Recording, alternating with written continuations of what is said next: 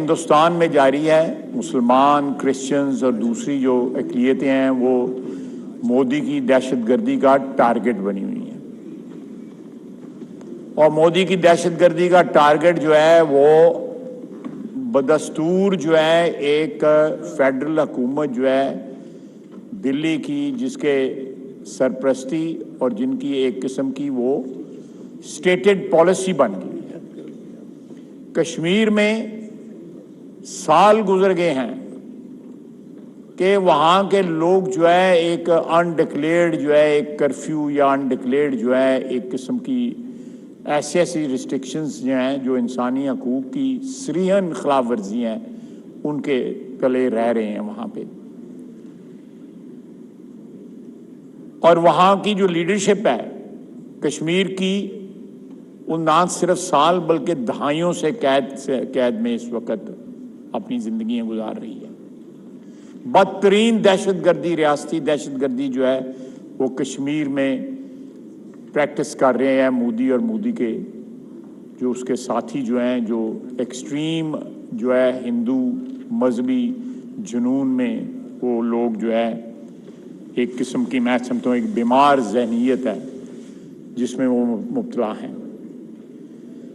اور دوسری طرف جناب والا، ہم نے پچھلے 40-45 سال میں جو پاکستان نے امریکہ کا ساتھ دیا 2 افغان جنگوں میں، ان دونوں افغان جنگوں میں پاکستان جو تھا وہ ایک ہراول دستہ تھا، ایک ایسی جنگ کا جو ہماری جنگ نہیں تھی.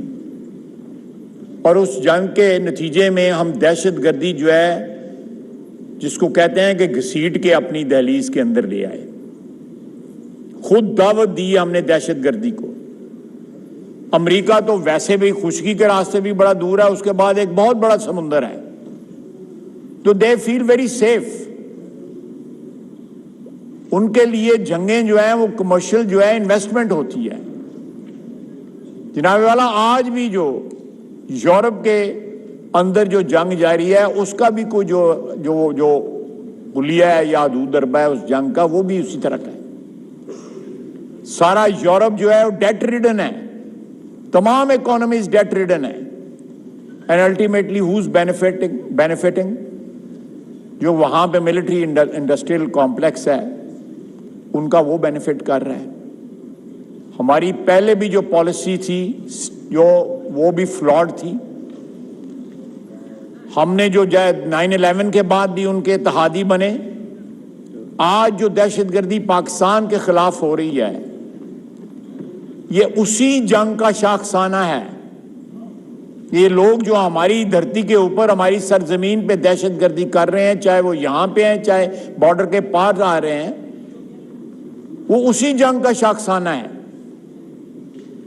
اور آج بھی پاکستانی قوم جو ہے اس حلیف ہونے کا جو ہے ایک جرمانہ بھگت رہی ہے، یا ایک جو ہے وہ اس کا قیمت ادا کر رہی ہے جو ہم نے 2 جنگوں میں افغانستان میں جو ہے.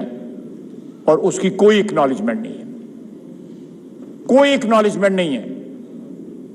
بلکہ کل رات جو دیا وہاں پہ جو یہ سٹیٹمنٹ آئی ہے جو آج صبح پبلش ہوئی ہے، وہ سٹیٹمنٹ جو ہے میں سمجھتا ہوں کہ ایک بہت بڑی شرمساری کا باعث ہے پاکستانی قوم کے لیے اور ان حکومتوں کے لیے جو اس وقت برسر اقتدار تھیں 80 کی دہائی میں بھی، اور جو پہلی دہائی اس صدی کی تھی اس میں بھی جو برسر اقتدار تھی. جنرل مشرف نے جو فیصلہ کیا، ہم نے بندے بیچے ان کے آگے، اور اس کا نتیجہ یہ نکلا ہے کہ پریزیڈنٹ بائیڈن اور جو بچر آف گجرات ہے ان کی جو جوائنٹ کمیونیکے آیا ہے اس میں پاکستان کو ایکیوز کیا گیا ہے دہشت گردی کے. تو میرا خیال ہے سر اللہ تعالیٰ خیر خیریت رکھے. الیکشن جو ہے وہ ہوتے ہیں، ایک سٹیبل گورنمنٹ پاکستان کی آتی ہے جو ایک سٹیبل فارن پالیسی جو ہے یا امریکہ کے ساتھ تعلقات یا باقی ہمسایوں کے ساتھ تعلقات جو ہے ان کو پرسو کرتی ہے.